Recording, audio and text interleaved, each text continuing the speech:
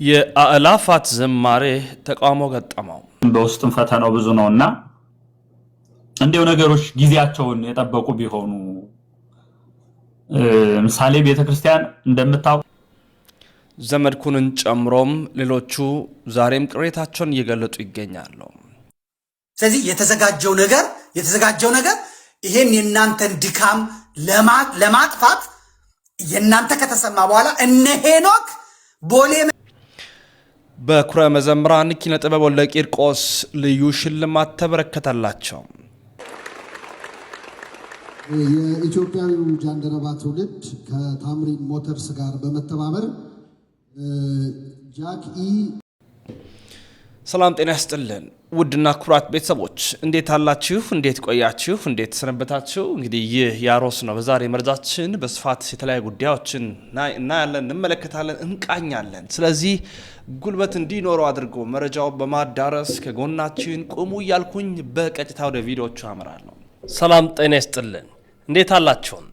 ታላቅ የሆነ የምስራች ሐዋሳና በሐዋሳ ዙሪያ ሌላም ቦታ ያላችሁ ለእናንተ እንሆም ሰርጋችሁን ቤት ለማድረግ አሰባችሁ። ምናልባት ሰርግ ሲመጣ ብዙ ጭንቀቶች ይመጣሉ። የምግቡ ጉዳይ አሳሳቢ ነው። ስለ አዳራሹ ጭንቀቱ የሚያቆም አይደለም። የምግቡ ጉዳይ ብቻ ሳይሆን የዲኮሩ ጉዳይ፣ የካሜራ ሁኔታ ከሽምግልና ጀምሮ እስከ መልስ ያለውን እንዴት አደርጋለሁ? መኪናውንስ ምን ሊሆን ይችላል? እኛ አሰናርተን እናቀርብላችኋለን። ምክንያቱም ያሮስ ኤቨንቶች ነን። ሰላም ጤና ይስጥልን የተወደዳችሁ ቤተሰቦቻችን፣ ውድ ኦርቶዶክሳውያን እንዴት አላችሁ? እንዴት ቆያችሁ? እንዴት ሰነበታችሁ? መረጃው ለመላው ዓለም እንዲዳረስ ላይክ ማድረግ፣ ሼር ማድረግ፣ ትብብራችሁን አጋርነታችሁን ማሳየት፣ ከጎናችን መቆማችሁ እንዳይዘነጋ። እንግዲህ ዛሬም እናንተን ያስተምሯችኋል፣ ይመክሯችኋል፣ ይገስጿችኋል ብዬ ያሰብኩትን የማሰባቸውን ቪዲዮዎችን ይያለሁኝ። ስለዚህ ሰብስክራይብ በማድረግ የደወል ምልክቷንም በመጫን ከጎናችን ቆሙ። በቀጥታ እንግዲህ ወደ ቪዲዮቹ ላምራ። ዛሬ ትንሽ ትኩረታችንን የምናደርገው ከአእላፋት ዝማሬ ጋር የተገናኘ ነው። እንግዲህ ከሰሞኑ ብዙ ድምጾች የተሰሙ ነው። የአእላፋት ዝማሬ በኢትዮጵያ ጃንደረባው ትውልድ በጃን ያሬድ የበላይነት የሚከናወን ነው። የገና ዋዜማ ላይ በአዲስ አበባ በይበልጥ እንዲሁም በድሬዳዋና ሌሎች ቦታዎች ላይ ይደረጋል። የሚደረገው በዓል በርካታ ህዝበ ክርስቲያን፣ በርካታ ኦርቶዶክሳውያን፣ በርካታ ዘማሪያን፣ ምእመናን ነጭ ለብሰው የሚገኙበት ነው። እንደውም ብዙ ቆራቢያንን በቪአይፒ እንይዛለን በማለትም ወንድማችን ዲያቆን ሄኖክ ኃይሌ እስከ ማቅረብ የደረሰበት ነው። መግለጫዎች ተሰጥተዋል። ዝማሬዎች ጥናቱ ተጀምሯል።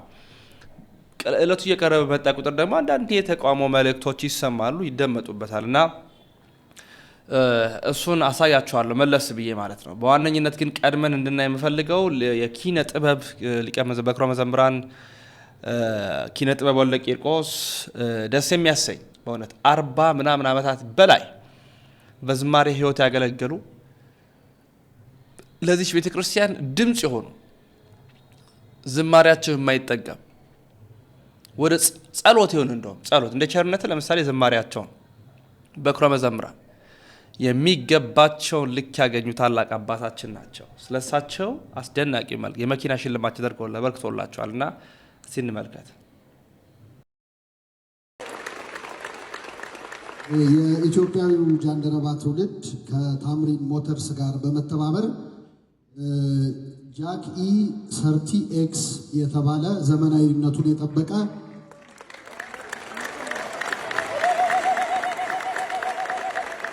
4.4 ሚሊዮን ብር የሚያወጣ መኪና ነው።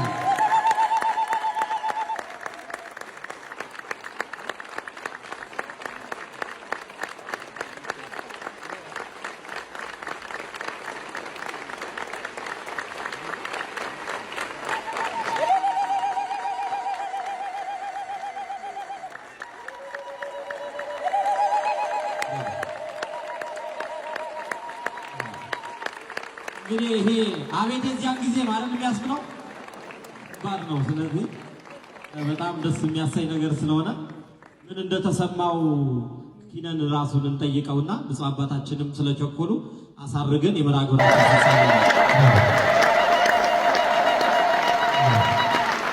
እንግዲህ ይሄ አቤት የዚያን ጊዜ ማለት የሚያስብለው ባድ ነው። ስለዚህ በጣም ደስ የሚያሳይ ነገር ስለሆነ ምን እንደተሰማው ኪነን ራሱን እንጠይቀውና ብፁዕ አባታችንም ስለቸኮሉ አሳርገን የመራጎራችን ፍጻሜ ነው። ተስማማላችሁ? በጭብጨባ ገለጹት።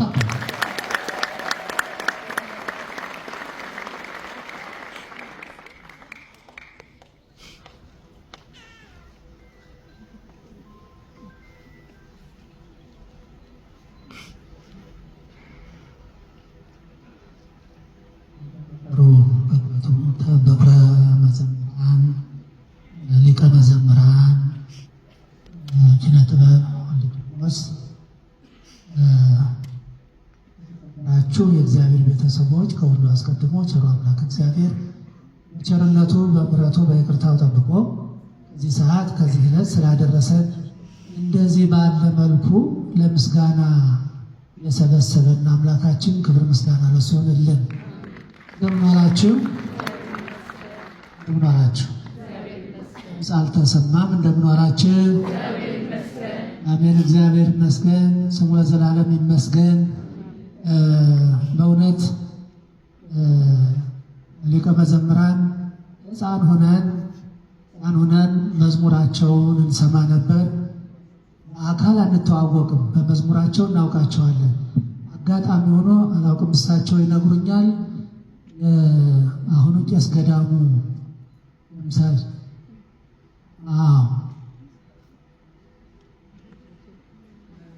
በ1974 ዓመተ ምህረት አካባቢ አንድ ጓደኛቸው ወንድማቸው በጣም የቅርብ ጓደኛቸው ሰርግ አድርጎ እኛ ገና ልጆች ነን። እሳቸው ከአዲስ አበባ መጥተው ዲያቆን ሆነው ሲቀድሱ ያን ጊዜ ያንን ድምፅ ስንሰማ ሁላችን ምን ነው ይህንን ድምፅ በሰጠን እያልን በጣም እንጓጓ ነበረ እና የዚያ ጊዜ በአካል ተገናኝተናል። እሳቸው የማያውቁኝም አሁን እኔማ ከዚያ በኋላ ይቻቸው ስለማላውቅ ዛሬ በጣም ደስ ብሎኝ እዚህ ጉባኤ ስገኝ በጣም ደስታዬ እጥፍ ድርብ ነው እና የእሳቸውን መዝሙር እንደዋዝማት ብቻ ነው ቀጥልኛ ምናለ ምሕረቱ አያልቅም ብዙ ነው የአምላክ ቸርነቱ እያሉ የሚዘምሩት መዝሙር ሁልጊዜ እኔም በጣም ለእንትን ነው የሚያነሳሳ። አንድ ጊዜ ብትዘምሩልኝ የከፋችሁ ይሆን? እስመ ለዓለም ምሕረቱ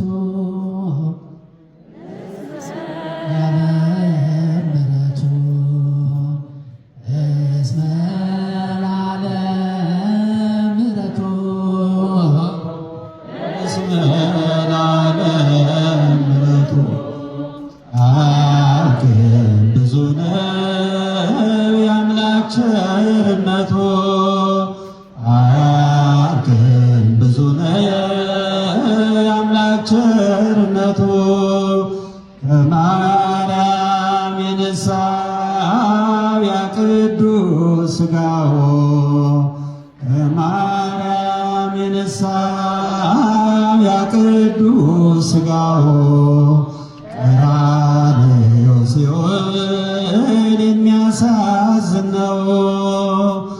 እስመ ለዓለም ምሕረቱ እስመ ለዓለም ምሕረቱ እስመ ለዓለም ምሕረቱ እስመ ለዓለም ምሕረቱ አልክም ብዙ ነው የአምላክ እስቲ ሀሳብ አስተያየቶቻችሁን ስጡ። በእውነት የምትወዷቸው የምታከብሯቸው የምሳሱላቸው እኚህ ታላቁ አባታችን ናቸው በእውነትና ይገባቸዋል። ከዚህ በላይ ክብር ነው የሚገባቸው። እውነት ይሄ እንደውም ምንም ነው ማለት እንችላለን ከሰጡት የእድሜ ዘመን በረከት አንጻርና እጅግ በጣም ደስ አሰኝቶኛል። ይገባቸዋል በትክክልም ማለት ነው። ወደ ኢጃት እንመለስ እስኪ። የአላፋት ዝማሬ እነ ዘመድኩን በቀለ ምን እያሉ ነው? ስለዚህ የተዘጋጀው ነገር ይሄን የእናንተን ድካም ለማጥፋት የእናንተ ከተሰማ በኋላ እነ ሄኖክ ቦሌ መድኃኔዓለም መንገዱ እየታደሰ ነው በሚል ሰበብ ከዚህ በፊት ጃልሜዳ ከልክለው፣ ከዚህ በፊት መስቀል አደባባይ ከልክለው ሂድ እዚህ እኛ ባልን ቦታ አርግ ያሉትን አሁን መንግስቱ ራሱ ስርዓቱ ራሱ አምጥቶ ያስቀምጠዋል። ሄኖክ ኃይሌን እኮ የኢትዮጵያ መንግስት ሚዲያዎች ሰርጉን የዘገቡለት ጋብቻውን የዘገቡለት በልዩ ሁኔታ ከማን በልጦ ነው? ከማን እንትን ብሎ ነው? ለምን የሚንከባከቡት? ሮም ደርሶ ከመጣ በኋላ ሚሽኑን ተቀብሎ ከመጣ በኋላ እንዴት ቤተክርስቲያኒቷን እንደሚያፈርስ ዛሬ አይሰማችሁም? ዛሬ አይታወቃችሁም? ሁላችሁ መዝግቡልኝ፣ መዝግቡ። ይሄ እየሄደበት ያለው መንገድ ሃይባይ የለውም። አይታችሁ እንደሆነ ፓትርያርኩ የትም አይገኙም፣ የትም አይሄዱም፣ የትም ቦታ አይሄዱም። ፓትርያርኩን ግን የሄኖክ ጉባኤ ላይ አእላፋት ዝማሬ ላይ ይዟቸው የሚመጡት ትግሬዎቹ ናቸው። ትግሬዎቹ መነኮሳት፣ ትግሬዎቹ ዲያቆናት፣ ትግሬዎቹ ባለሀብቶች ናቸው ይዟቸው የሚመጡት። ዘንድሮ እንግዲህ በሳንሳ ወይም በዊልቸር ይዘዋቸው እንዲመጡ ነው ያለ።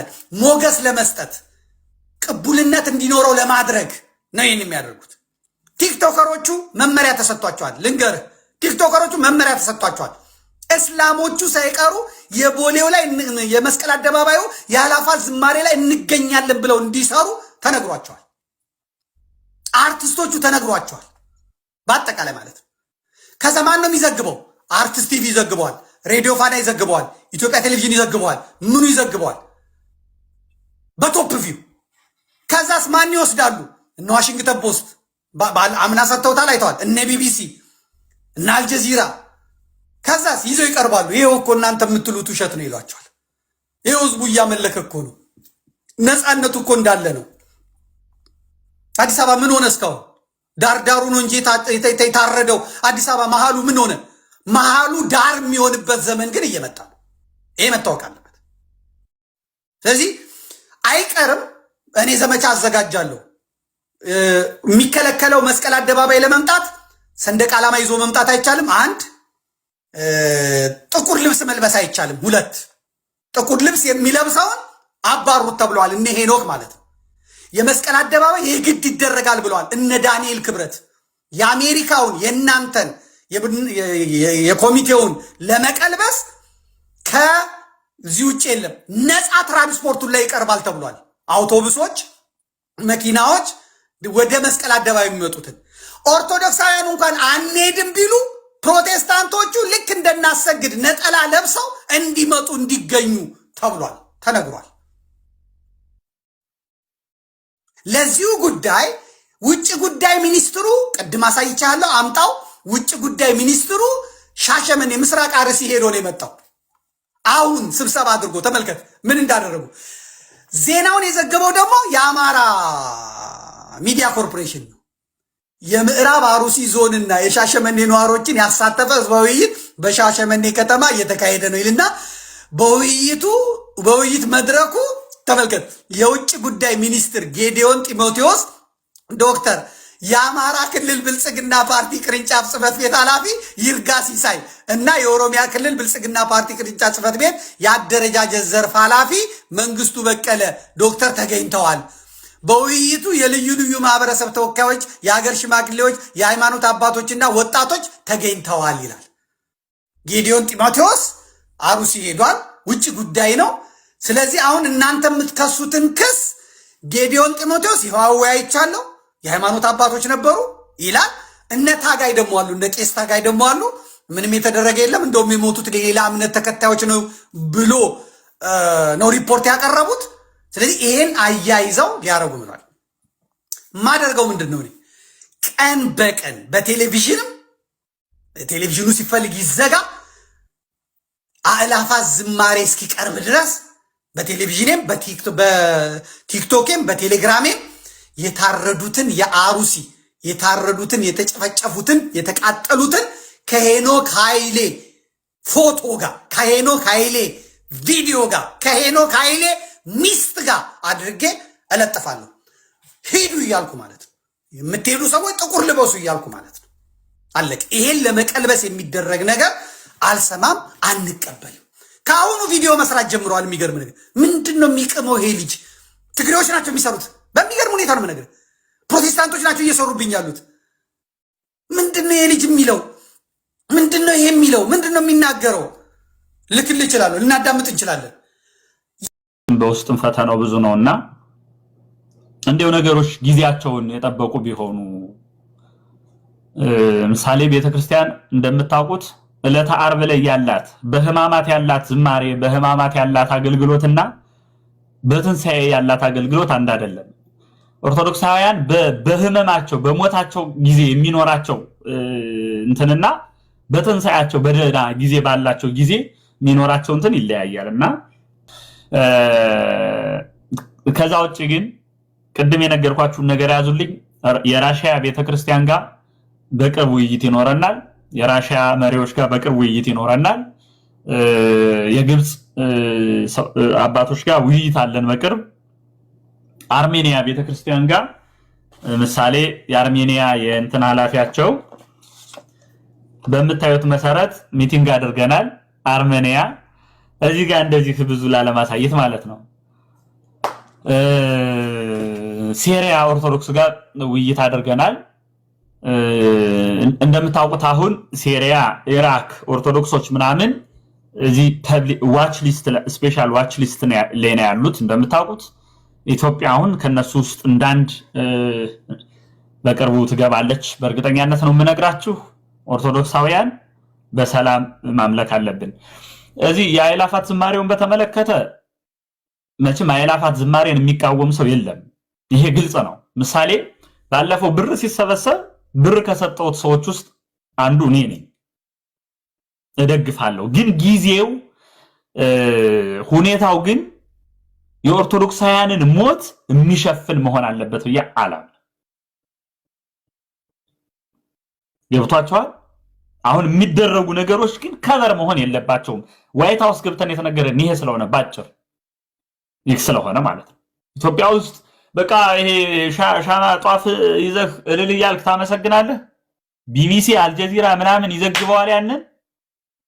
እንደ ኢትዮጵያ ይሄው ይላል ያቀርብልሃል መንግስት። ይሄው ያመለኩ ይሄው መስቀል አደባባይን ሰጥቻቸው ፈቅጀላቸው ይሄው ዲኮር እኔ ዲኮር አድርጌላቸው እኔ እንዲያድርጌላቸው ይላችኋል። አሁን እንዲህ ስንናገር አእላፋት ዝማሬ እንደምንቃወም አድርገው ደግሞ የሚናገሩ ሰዎች ትናንት ሰምቻለሁ። እኔ በጣም ነው ማዝነው። ዝማሬን ለመቃወም መጀመሪያ እንዴ ይሄ አእላፋት ዝማሬውን ለመቃወም መጀመሪያ እኛ ካህናት ነን። ይሄን ማወቅ አለብን። ካህን የሆነ ሁሉ ዝማሬን ሊቃወም አይችልም። የካህን ኑሮ ዝማሬ ስለሆነ ማለት ነው ባጭር። በሰዓታቱ በቅዳሴው በማህሌቱ ከዛ ውጭ ሌላ ህይወት ስለሌለን ማለት ነው። እንደዛ አድርገው የሚናገሩ ሰዎች እየሰማው ስለሆነ በፍጹም ማነው ግን ከበር ያደርገዋል። ይሄ ነው በቃ። ይሄን ደግሞ ተነግሮን ቃል በቃል ተነግሮን መጣናል። እኔን ካልፈለጋችሁ አቡነ ሉቃስን ጠይቁ፣ እኔን ካልፈለጋችሁ ቀሲስ ሳሚን ጠይቁ፣ እኔን ካልፈለጋችሁ ዶክተር አባ ገብርኤልን ጠይቁ። ያ ቃል በቃል የሚገርማችሁ ከሚቲንጉ በኋላ ነው ራሱ መጨረሻ ላይ ውጭ ላይ ቁመን እንዲያወራን ዋናው ተመድቦ የመጣው ሰው እንደዚህ ያለን ማለት ነው። ስለዚህ አሁን እንዴት መሰላችሁ አንዱን ጥሎ አንዱን አንጠልጥሎ እንደሚባለው አንዱ በዚህ ተገደልኩ እያለ እያለቀሰ አንዱ በዚህ እንደዛ መሆን አለበት ብዬ አላምንም። ኦርቶዶክሳውያን አንድ መሆን ነው ያለብን። በዚህ ሰዓት እንደምታውቁት በቃ ምንም ይሄ ልል የምንልበት እንደዛ ጊዜ ነው ብዬ አላምንም። እዚህ አርሲ ላይ ይሄን ያህል ህዝብ እየተገደለ አርሲ ላይ ብቻ አይደለም። ትናንት በሶማሌ ስንት ህዝብ ሲገደል፣ ትናንት አርባ ጉጉ ላይ ስንት፣ ትናንት ጅግጅጋ ላይ ረጅም ርቀት አንሂድ ስንት ሰው ሲገደል እያለን እኛ ዝም እያለን አሁን የሚቀጥል ከሆነ እንግዲህ ውሳኔው ምርጫው የኛ ነው የሚሆነው። እንገደል ዝም ብለን ከሆነ ምርጫው የኛ ነው የሚሆነው።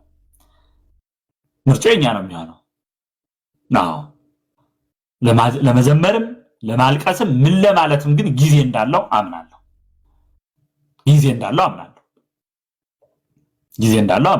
ትናንትና ጽዮን ታቦት ተይዞ ሲወጣ ቅዱስ ሚካኤል ታቦት ሲወጣ እኮ እንደዚህ እኮ ፍትህ ለአርሲ ኦርቶዶክሳውያን ድምጽ ምን እያልን ይዘን የወጣ ነው።